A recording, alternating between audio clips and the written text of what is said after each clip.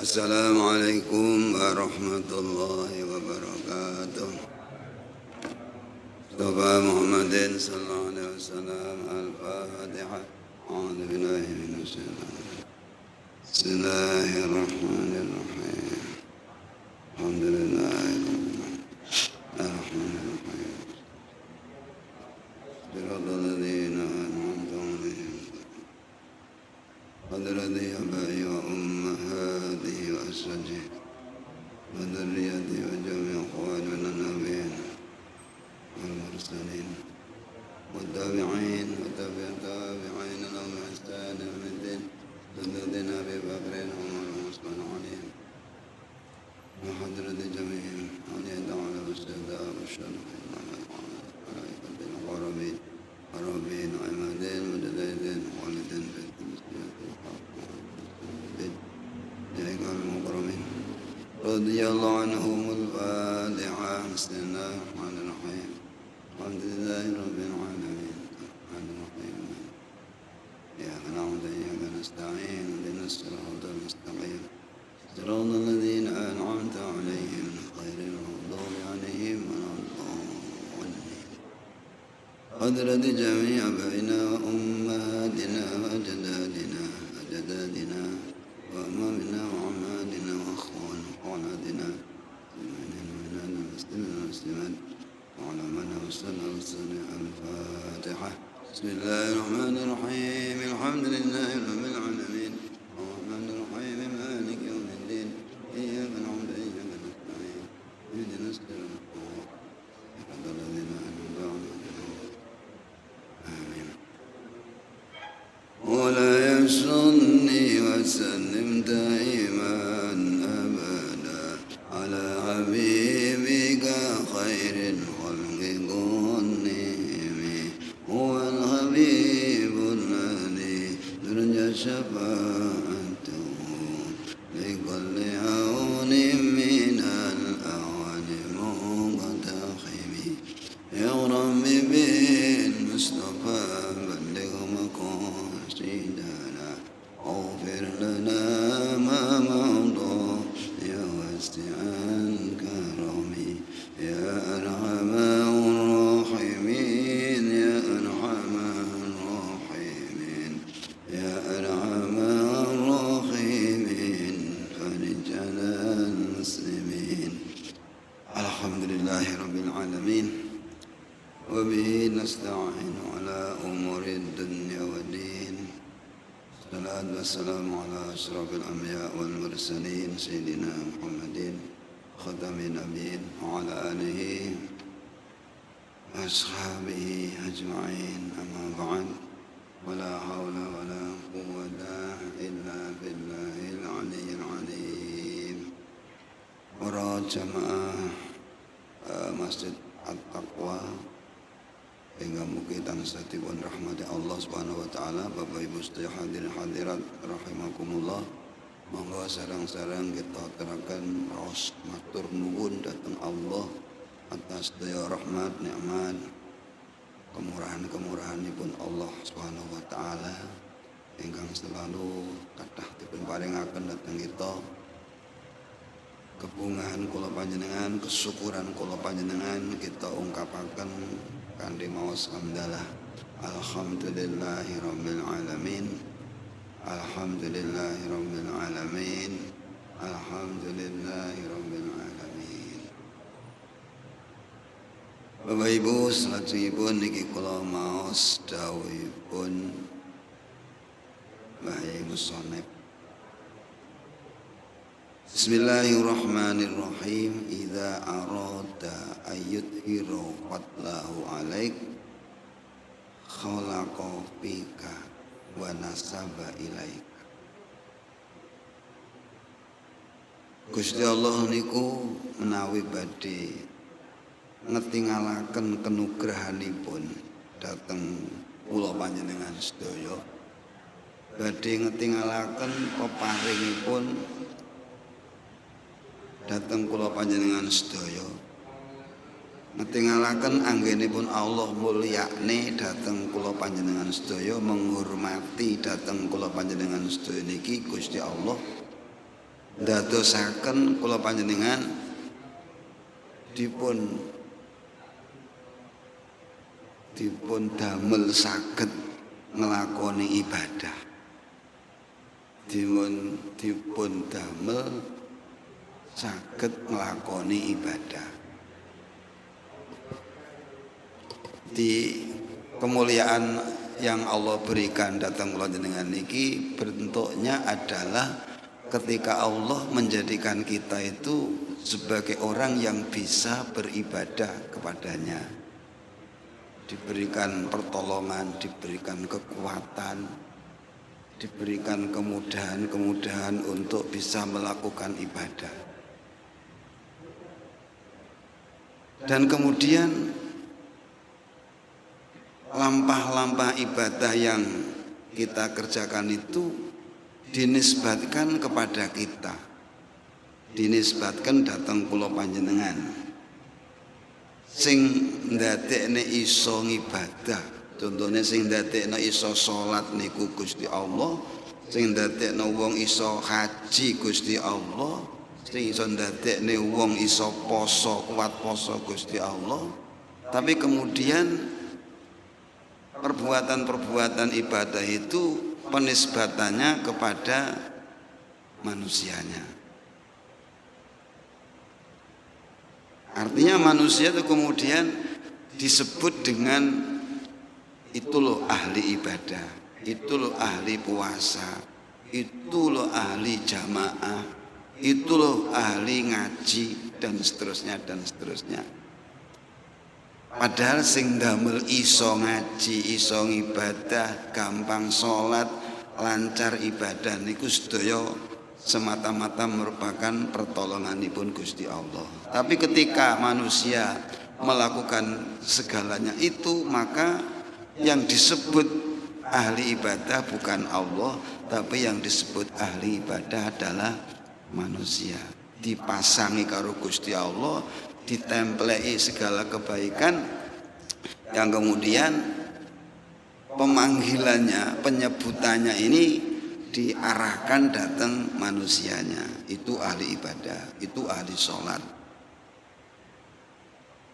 Niki bahasa ngoten niku sebenarnya merupakan bentuk kenugrahane Allah yang diperlihatkan kepada kita, yang kadang-kadang kita tidak paham bahwa itu adalah sebuah penghormatan yang luar biasa yang Allah berikan kepada kita. Jadi kan cara diarani bahasa niku diarani tukang ngantuk karo tukang diarani ngantukan karo nderesan Quran, ngono kira-kira bangga sing ndi gitu. Cara aku dhewe ya bangga nek dilokne diarani ahli maca Al-Qur'an. Kalau ahli maca Al-Qur'an, kalau ahli jamaah. Nah, terus kalau ahli jagongan ngono umpane kok ya saru. Jadi itu merupakan pengangkatan martabat sebenarnya. Pengangkatan martabat yang Allah berikan kepada kita, Allahumma amin, ketika kula panjenengan dikondisikan oleh Allah untuk bisa melakukan sebuah ibadah, dan kemudian penisbatan ibadah itu kepada kita. Itu ahli ibadah, itu ahli puasa. Ini harus kita pahami, sesuatu yang merupakan anugerah Allah yang Allah berikan kepada kita. Alhamdulillah. Digawe ngono ki lho, alhamdulillah.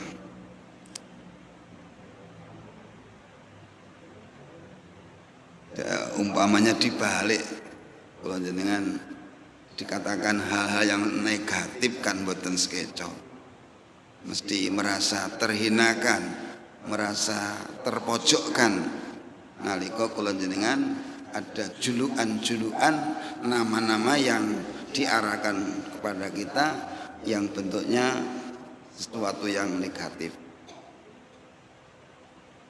Ya, kita mesti harus syukur pada Allah nalika kula panjenengan dipermudah untuk melakukan ibadah, dan kemudian dinisbatkanlah ibadah itu kepada kita. Padahal secara hakikat wallahu khalaqakum wa ma ta'malun, Allah menciptakan kamu dan apa saja yang kamu perbuat. Yang kamu perbuat, yang kita perbuat itu adalah merupakan salah satu daripada apa yang diciptakan, dijadikan oleh Allah. Tetapi ketika yang berbuat berbentuk ibadah itu dinisbatkan kepada kita, sehingga Gusti Allah sing entuk jeneng awake dhewe. Penak ngomong ngono lho. Sing entuk jeneng awake kita ini entuk jeneng, padahal sing gawe Gusti Allah. Ini ilmu ini digunakan oleh orang-orang yang punya kepentingan politik. Kepentingan politik itu artinya ya dalam rangka untuk mencapai tujuan-tujuan dalam hal politik. Seperti apa? Seperti ketika seseorang itu ini bahasa politik. Ada seseorang yang sudah mengetahui program bangunan sebuah desa, bahwa jalan ini akan dikaspal, satu misal. Saya sudah tahu program, sudah tahu karena melihat di sana. Nah, ketika dia itu ingin jadi dewan, cerita ada ini, maka dia ngukur-ngukur jalan ini, diukur, kemudian dia mengumpulkan masyarakat, Bapak Ibu, ini jalan akan saya usulkan, mudah-mudahan dapat jatah untuk dikaspal. Nah, padahal sudah menjadi program, kan wong desa kan gak ngerti masuk program apa enggak, kan gak ngerti lah. Si seorang bakal dewan ini ngukur-ngukur jalan. Ya karena orang tahu dia akan memperjuangkan lingkungan, akan kaspal jalan yang ada di lingkungan itu, maka dia rame-rame dukung. Akhirnya jadi dewan. Akhirnya turunlah dana untuk mengkaspal jalan itu. Yang untuk nama siapa? Yang untuk nama siapa ini? Apakah dia berbuat mengusulkan? Tidak, karena sudah jadi program tahun depan. Ini terjadi di kabupaten sebelah kita. Menuki kan yuk. Nama itu kemudian dinisbatkan kepada yang ngukur-ngukur ini, padahal yang memprogramkan adalah pemerintah, yang mengucurkan dana adalah pemerintah, tapi mergo ketoknya dia yang itu ngukur, dia bisa mendapatkan nama. Nama itu penting. Ya, itu teori politik yang juga barangkali mengikuti model Gusti Allah ini. Ya biarlah itu masa lalu begitu saja, dan itu hak mereka. Tapi yang jelas kalau panjenengan ketika diberlakukan Allah untuk berbuat ibadah, itu pertanda Allah memberikan anugerah kepada kita. Alhamdulillah. Mungkin kita nggak terbayang ketika kita bisa duduk-duduk sini ini merasa dapat anugerah. Jenengan terbayang betul? Ada rasa bahwa panjenengan alhamdulillah, aku diberi anugerah Allah bisa hadir di jamaah masjid, di jamaah maghrib, bisa ngikutin pengajian dan seterusnya. Apakah panjenengan merasa itu dapat anugerah apa tidak? Halo? Atau pasif ya semula pokoknya lungguh gitu saja. Ya, mesti harus kita hadirkan alhamdulillah. Karena kita diposisikan oleh Allah pada posisi-posisi yang yang dicintai oleh Allah, yang dicintai oleh Rasulullah sallallahu alaihi wasallam. Ketika kita paham seperti itu, kita mesti mengatakan alhamdulillah. Nisbatnya seperti kita yang notabene adalah manusia-manusia rendahan, tetapi Allah mengangkat derajat kita. Kita dihadirkan di tempat yang suci, yang mulia, digerakkan seluruh anggota tubuh kita untuk melakukan sesuatu yang terhormat yang diperintahkan oleh Allah Subhanahu wa taala. Nah, ini mesti kita harus bombong, harus merasa bangga dengan peparing anugerah Allah Subhanahu wa taala. Muga-muga kula jenengan pinter-pinter alhamdulillah. ketika kula panjenengan diposisikan Allah pada posisi-posisi yang di situ melakukan sesuatu yang diridhoi oleh Allah Subhanahu wa taala. Biar kita merasa dapat ya dihormati oleh Allah, dapat merasa kita itu dipedulikan oleh Allah Subhanahu wa taala. Dipedulikan oleh Allah Subhanahu wa taala. Kita bisa bayangkan andai kata detik ini, saat ini, waktu ini kita dalam posisi yang tidak seperti ini. Mungkin kita sedang tidak dalam kondisi ibadah, sedang dalam kondisi yang tidak berjamaah. Ini kita harus sadari bahwa di situ kita sedang direndahkan oleh Allah Subhanahu wa taala, dan di situ kita harus katakan istighfar, astagfirullahaladzim. Dosa apa yang sehingga kami bisa terhalang dari pekerjaan-pekerjaan yang mulia? Dosa apa yang saya lakukan ketika kemudian saya diposisikan dalam posisi-posisi yang tidak terhormat? Nauzubillahi min dzalik.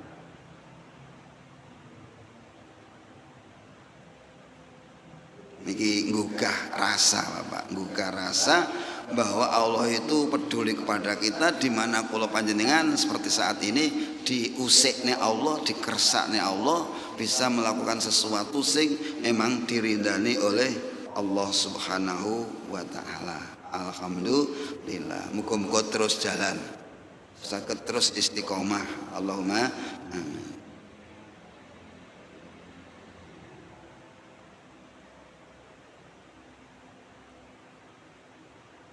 Karena Allah memang dawuh ngeten nggih.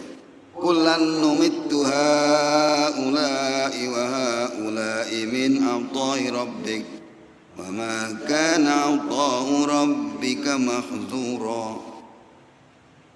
Allah memberikan pertolongan kepada kelompok sana, juga kelompok yang lain, termasuk kita, termasuk kelompok yang diberikan anugerah oleh Allah, diberikan pemberian oleh Allah, dan pemberian Allah itu tidak terhalang.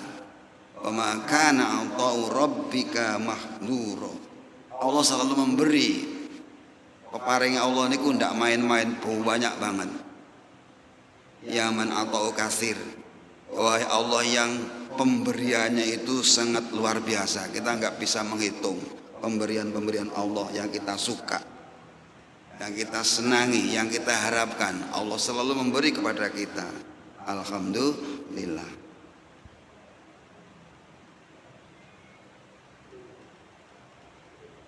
Maka ketika itu kalau panjenengan harus bisa, istilah itu ngundakne tata krama ning nggone Gusti Allah, ngundakne tata krama ta'adduban tenggene Allah Subhanahu wa taala. Yang paling menyenangkan benjing besok niku ngeten.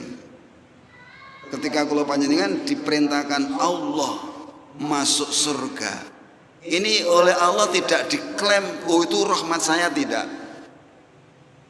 Kamu bisa masuk surga itu karena rahmat saya, karena kasih sayang saya, tidak. Tapi Allah hargai amal kita. Allah hargai amal kita. Udkhulul jannata bima kuntum ta'malun. Udkhulul jannata bima kuntum ta'malun. Masuklah surga karena daripada amal-amalmu. Ini bentuk penghargaan Allah terhadap amal kita. Kalau mungkin Allah tidak memperlihatkan penghargaan terhadap kita tentang amal kita, mungkin Allah juga akan mengklaim, walaupun hakikatnya memang rahmat Allah, tetapi ketika itu Allah tidak menunjukkan klaimnya dengan kata rahmatku, dengan kata rahmatku, dengan rahmatku kamu bisa masuk surga, tidak. Nek ngono ki umpane gak pati ngajeni wong amal, lho manane wis iso munggah swarga iki mergo kasih sayangku, ngono iki umpane kok gak pati ketok nek ngajeni ngamal. Di sini Allah tidak akan mengecewakan ahli surga. Biar mereka itu bangga, senang, gembira, disebutlah kamu masuk surga itu sebab amalmu. Jadi kalau lihat dari sini maka amal itu adalah salah satu sarana agar kita bisa mendapatkan surga Allah Subhanahu wa taala, karena dalam Al-Qur'an Allah katakan udkhulul jannah bima kuntum ta'malun. Jangan mengandalkan takdir istilahnya ya. Alah letrah takdir masuk swarga ya mlebu swarga lah, nek takdir neraka ya neraka. Itu bukan tempatnya. Jadi kita melihatnya ayat ini mengatakan udkhulul jannata bima kuntum ta'malun. Tidak udkhulul jannata bitakdirillah, itu enggak enak. Ini tidak berlaku dalam bahasa ini untuk mengatakan takdir Allah. Ini luar biasa, Bapak. Kalau kita mau berpikir ini luar biasa. Allah ngajari. Kadang-kadang manusia itu nggak bisa ngajari karya temannya. Kadang-kadang manusia itu nggak bisa ngajari perbuatan orang lain. Tahu pura jenengan kira-kira terjadi tidak diajeni penggawean jenengan, nggak dihargai, disepelekan. Oh, pun ini ki, nggak ganggu. Itu sering terjadi dalam kalangan manusia, di mana manusia sok tidak mau menghargai pekerjaan orang lain, karya-karya orang lain. Tapi Allah menghargai pekerjaan hambanya, walaupun hakikatnya hamba bisa berbuat sesuatu adalah karena ada aliran hidayah, kekuatan, pertolongan dari Allah Subhanahu wa ta'ala. Tetapi ketika dalam kondisi-kondisi yang memang itu dibutuhkan, orang itu bisa merasa bangga bener, nah, masuk surga bangga, nah, ini karena amal muda ya, gitu. Ini karena amal muda, kita akan bangga. Ternyata amal kita itu bisa menyebabkan kita masuk surga sesuai dengan ayat Allah udkhulul jannata bima kuntum ta'malun. Ya, mafhum mukhalafahnya nanti kalau kita itu masuk neraka ya bima kuntum. Orang-orang yang divonis neraka ya tidak karena semata, tidak dikatakan karena takdir Allah, tapi juga karena perbuatan kamu. Lam naku minal musallin. Kenapa kamu kok masalah kakum fisakor? Kenapa kok kamu kesasar nih neraka sakor? Mereka mengatakan lam naku minal musallin, karena saya tidak pernah sholat. Mahfumnya kalau sholat berarti nggak sampai nyasar ke neraka sakor. Karena mereka yang nyasar ke sakor, alasan mereka sendiri mengatakan tidak dibuat-buat oleh malaikat, tapi dia menyadari lam naku minal musallin, saya tidak sholat dulunya itu di dunia, saya tidak mau sholat. Ya salahmu dewe kan gitu. Jangan nyalakan Gusti Allah, jangan nyalakan malaikat, tapi kamu sendiri ikrar mengakui. Kenapa masuk neraka? Lam naku minal musallin. Alhamdulillah wade, muka-muka tidak akan mengatakan lam naku minal musallin, karena kita sudah melakukan sholat. Tapi akan dikatakan oleh Allah udkhulul jannata bima kuntum ta'malun.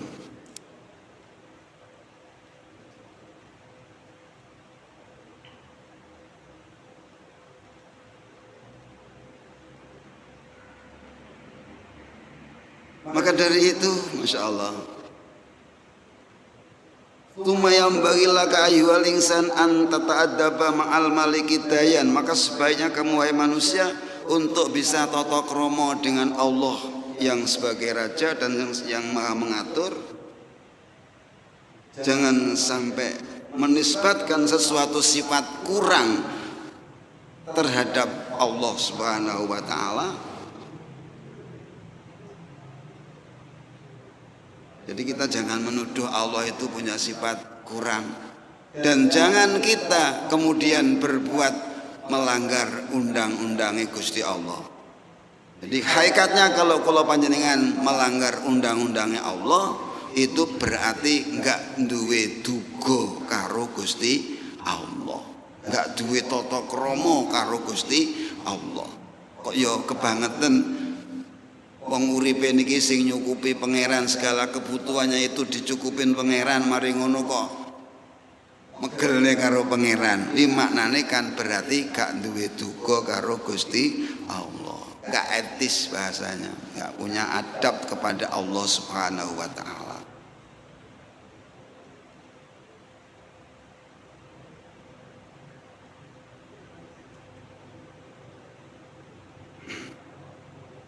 Tetapi kenapa kemudian manusia itu sok terjadi seperti itu? Artinya pelanggaran terhadap undang-undang Gusti Allah itu karena dari nafsu kita yang selalu mengajak untuk berbuat sesat, untuk berbuat pelanggaran. Itu adalah nafsu dan syaitan kita, syaitan yang laknatullah. Maka kita harus merasa, kemarin saya katakan kita punya musuh yang bebuyutan, yaitu nafsuka dan setan. Ini karena yang mentergelincirkan kula panjenengan ya goro-goro ada nafsu dan ada setan. Enaknya rasa nggak nafsu ya. Kalau Allah nggak membuat nafsu pada diri kita, kita nggak akan hidup berkelanjutan. Jenengan wis gak duwe nafsu, gak pengen amor mbok endeavor, nggak ada semangat untuk kerja. Kalau jenengan semangat bekerja, berusaha itu karena ada sisi dorongan nafsu. Ingin selalu mencapai tujuan, terdorong untuk bekerja keras demi masa depan anak, karena punya anak akibat menuruti nafsu. Ya, nafsu itu penting, tetapi nafsu jangan sampai menjadi raja di dalam hati kita. Tetapi nafsu harus dijadikan budak sebagai sarana untuk memperkuat posisi hati dan rohani kita. Ada seorang, ini cerita rada kesana, seorang ahli ibadah katakan seperti itu, ditawarin pemberian oleh seorang raja. Yai panjenengan betahake napa? Kula sumbang. Betah napa? Kula sumbang. Alhamdulillah gak nek nawani ngono kuwi ya. Yai panjenengan betah napa? Kula sumbang. Kiai itu ya namanya kiai itu hebat. Akan nyumbang apa kamu pada saya? Kata sang kiai. Sedangkan yang kamu anggap yang kamu anggap itu sebagai rajamu, itu adalah budakku. Yang kamu anggap itu sebagai rajamu, itu adalah budakku. Raja bagi seorang raja, budak bagi seorang ahli ibadah. Ini rotok bahasa piye gak soreh atau masih dalam bahasa samar gitu. Yang kamu anggap itu sebagai raja, yang kamu agung-agungkan, itu justru menjadi budakku. Sampeyan pikir kira-kira apa? Bagi seorang raja itu rajanya yang bisa menguasai dia, tapi bagi seorang ahli ibadah itu sebagai budaknya. Raja ki yo gak paham seperti itu. Dijawab seperti itu yo gak paham. Pedoro jenengan paling yo ora paham. Aku dhewe yo ora paham. Kok enek bahasa ngono kuwi.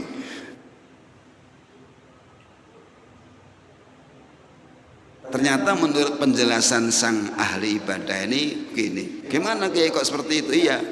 Karena kamu dalam posisi sebagai raja itu sedang diperbudak oleh hawa nafsumu, sedang diperbudak oleh kekuasaanmu, sedang diperbudak oleh ambisimu. Kamu didorong-dorong oleh nafsu, diperintahkan oleh nafsu.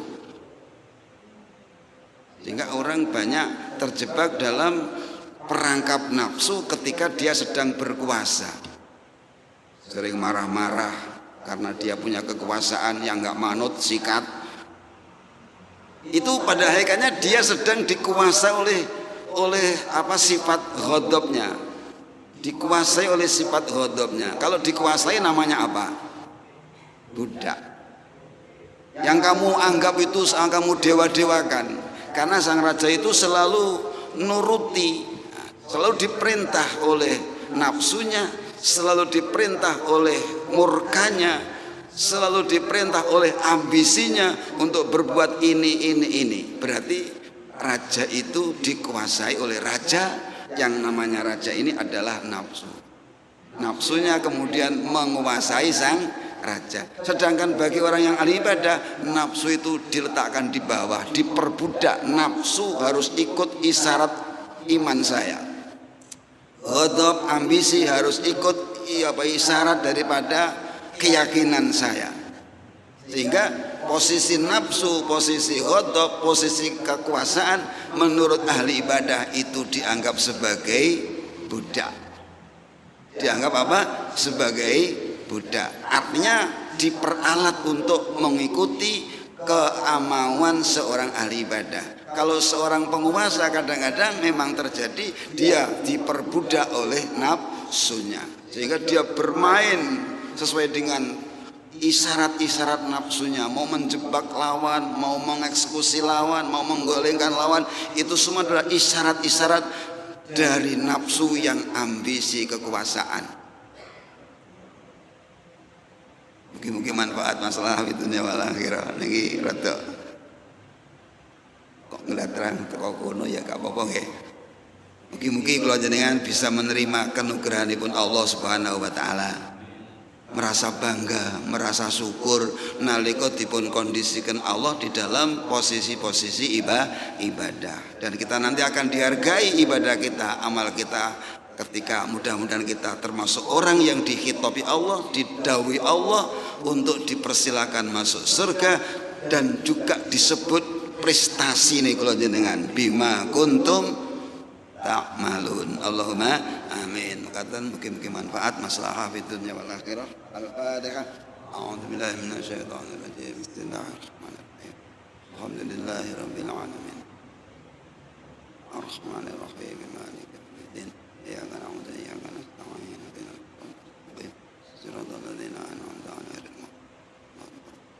Alhamdulillahi rabbil alamin. Hamdan katsiran thayyiban مباركا فيه نعمه ويكافئ مسجده يا ربنا لك الحمد وما ينبغي لجلال وجهك وعظيم سلطانك. اللهم صل على سيدنا محمد.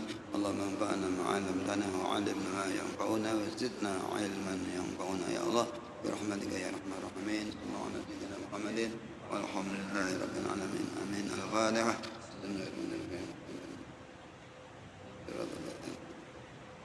سبحانك اللهم وبحمدك أشهد أن لا إله إلا أنت أستغفرك وأتوب إليك. سبحانك اللهم وبحمدك أشهد أن لا إله إلا أنت أستغفرك وأتوب إليك. سبحانك اللهم وبحمدك أشهد أن لا إله إلا أنت أستغفرك وأتوب إليك. Wassalamualaikum warahmatullahi wabarakatuh.